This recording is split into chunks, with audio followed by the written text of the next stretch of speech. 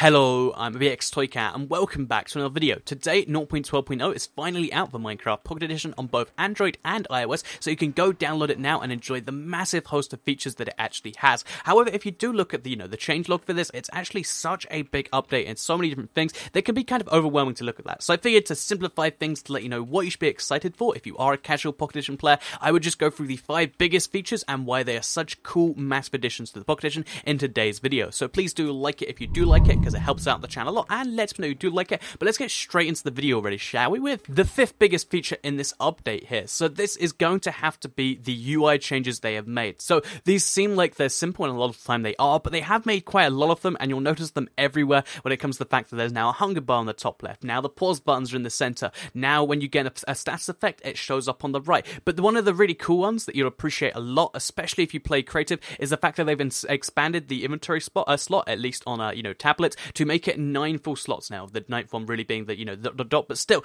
more slots to play around with means that creative is going to be a lot easier to use because you don't have to constantly be switching out those 4 slots or like how many, and it just means the game is in general a little bit better there. The second biggest UI change, which is kind of important, is the fact that the jump button is now separated, and this means instead of having to parkour by moving forwards, then like moving down but really quickly, you've just got the separated jump button. And although it takes a little bit of getting used to, I think having that there means you can kind of get used to the game a little bit easier. I do recommend leaving auto jump on while you're still getting used to it, and there's currently a bug where it stays on, but still, for now, the separated jump button is very, very nice, and I'm a big fan of it. So let's move on to feature number 4 here, which is one that's really, really cool, but I think, might be a bit premature right now. That's why it's only number 4 here, but it is actually brewing. So brewing stands seem like a reasonably insignificant feature at first, because you have to go through all the process, making the brewing stand, then getting all the ingredients, memorizing what the things are, but they are definitely worth it in a lot of cases, and that's mostly when it comes to, PvP and stuff, you might think, but there's also a lot of really cool ones for single player. So for instance, if you make yourself a strength 2 potion, you can one-hit kill any mob with your diamond sword without needing enchantments. If you want to make yourself a night vision potion, they're really cool, and they actually do have a lot of use when it comes to the nighttime. Just in general, there's a lot of cool potions, and I believe that even includes the leaping potion. When I looked in creative, there was there, so I don't know if that's possible in survival just yet, because obviously there's no rabbits to make it, but still, they're clearly looking forward to these potions, and that's really cool in my opinion, the fact that they just dump those all in there, and that's kind of cool in my opinion. So that is definitely number 4, but what about number 3? So number 3 is, of course, one of the big changes you'll notice the moment you start playing, and that is sprinting and sneaking, both put in the game at the same time, which is really nice, because before, if you wanted to, place stuff over the edge of a block, unless you kind of realize straight off, which it's not really too intuitive, you kind of place it in front of the block, and it can be a bit awkward, it makes skywars really tricky, it makes a lot of things kind of difficult this way, and you can still do it that way, but now you can just crouch over the edge and place blocks there, and literally within 10 minutes of playing the game, this crouching saved my life, because I was next to some lava collecting obsidian, and I almost fell into some. So yeah, it's really, really cool having sneaking there, but also sprinting. This is such a cool change, because obviously the hunger bar that comes with it means that now instead of just having to eat when you get like slightly glanced by something, you just let your hunger deal with it. And although you do have to eat more in general, I think just being able to eat when you want to rather than when you kind of need to,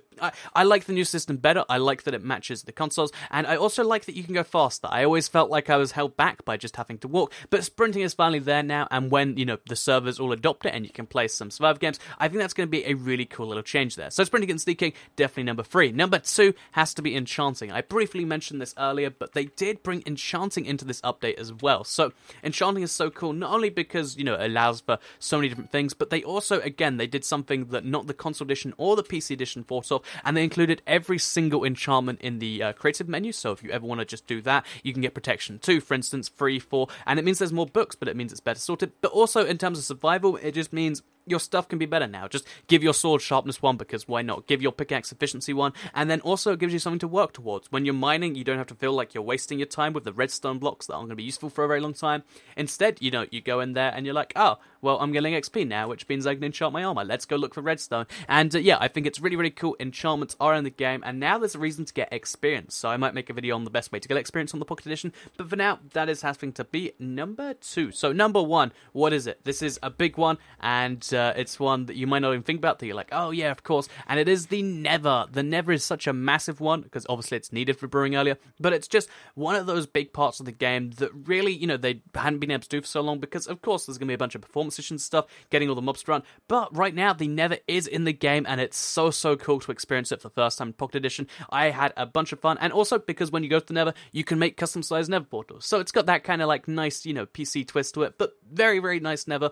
I had a lot of fun exploring my first Nether fortress, and yeah, it's very tense being in the most dangerous place, ever, while having the control scheme in the Pocket Edition.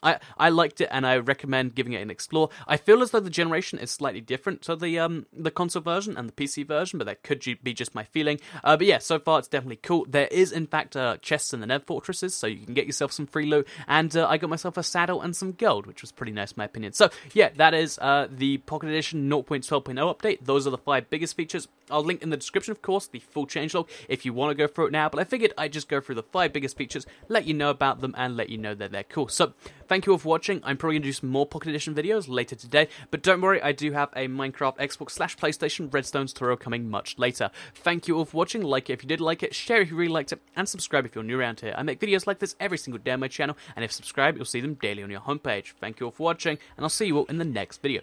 Bye.